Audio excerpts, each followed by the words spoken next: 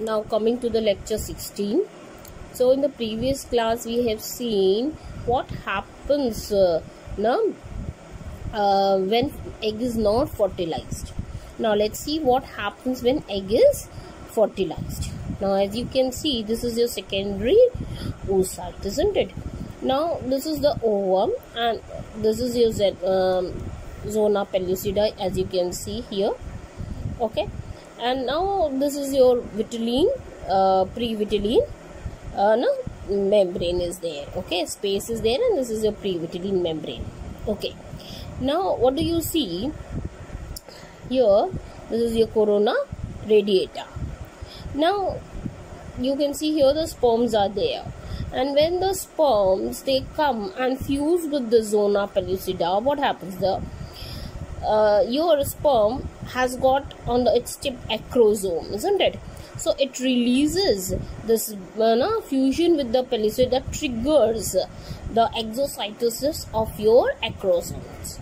So they have, as you know, hyaluronic acid. They cause the lysis of this layer, and as the sperm fuses, the sperm membrane fuses with the membrane of the plasma membrane of your egg, then what happens? There are cortical granules, we call it, just below this layer, which are what? Basically the vesicle like structure, or you can say lysosomes are there, which is having in them cortical granules, and these granules they are released as the sperm egg membrane fuses with the membrane of your egg, and it creates a kind of a fertilization membrane.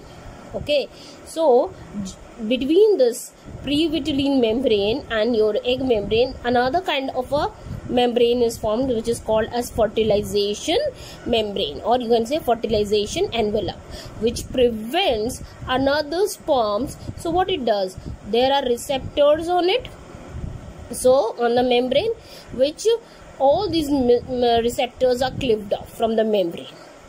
Okay, as a result, no sperm can bind to the ovum anymore. Okay, and what will happen after that? As the sperm enters into the ovum, your meiosis II will complete. Okay, and then the male nuclei will fuse with the female nuclei, and your zygote will be formed. Is that clear? This is how then what happens to the zygote? Let's see.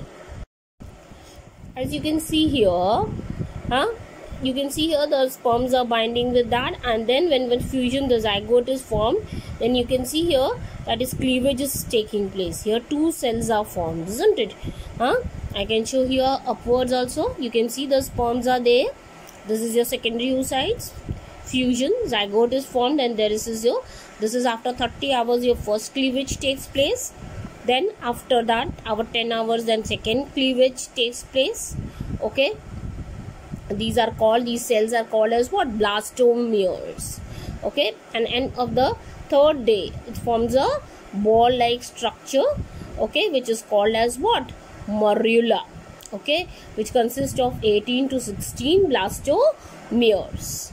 Okay, and by the time you can see also that they are moving in the oviduct and towards your uterus. Okay, now it's the muscular movement of the walls, and even the cilia in the walls cause the movement of this morula, and they get implanted at the stage which we call as blastula. Okay, now let's look at this stage. How does it looks at?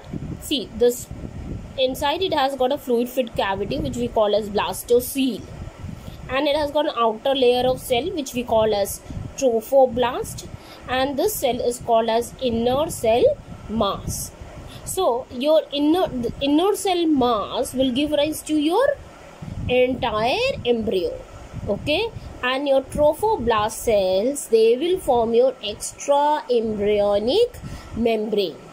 Okay, so they are going to form your extra embryonic membrane. Now just see, look at this structure. You can see here, this is your what? This is your placenta. Now how placenta is formed?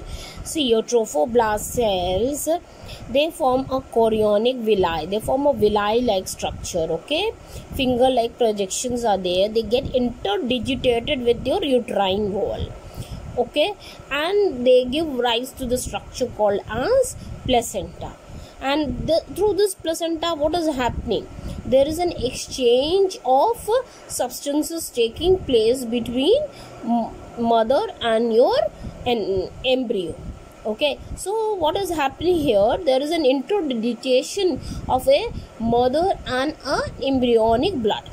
So through blood, what is happening? And there are a lot of capillaries interdigitated among them, so that what is happening? Exchange of substances can take place. That is, supply of oxygen, food can take place, and even your waste can be removed from the embryo. And you can see this is your amniotic fluid. This is a cavity which is filled with the fluid, and this is an amniotic membrane. This is your umbilical cord through which the child is connected with the uterus wall. Okay, fine. So this is about the development, and here what do we find? That placenta is acting as what? As an endocrine tissue. Okay, and it produces various hormones like human chorionic gonadotropin, human placental lactogen, estrogen, progesterone. All these hormones are being produced by your placenta. And remember, for pregnancy to continue, high levels of estrogen and progesterone is required. Especially high levels of progesterone is required. Why? So that your FSH and LH are suppressed. Their levels are low. Fine, so that your follicular development is suppressed. And for that to happen, what is happening? Initially, this high level is maintained by your corpus luteum for about 3 months, and then it is done by your this HCG. Okay, human gonadotropin is also there, which also causes the hormone level to be high. Okay, and now your placenta is a major source of these hormones to maintain the pregnancy. Okay, now let's come to parturition. Parturition is what? Expulsion of your fetus, isn't it? That is your delivery of the fetus, or the labor of the pain that is we see during the birth of the child.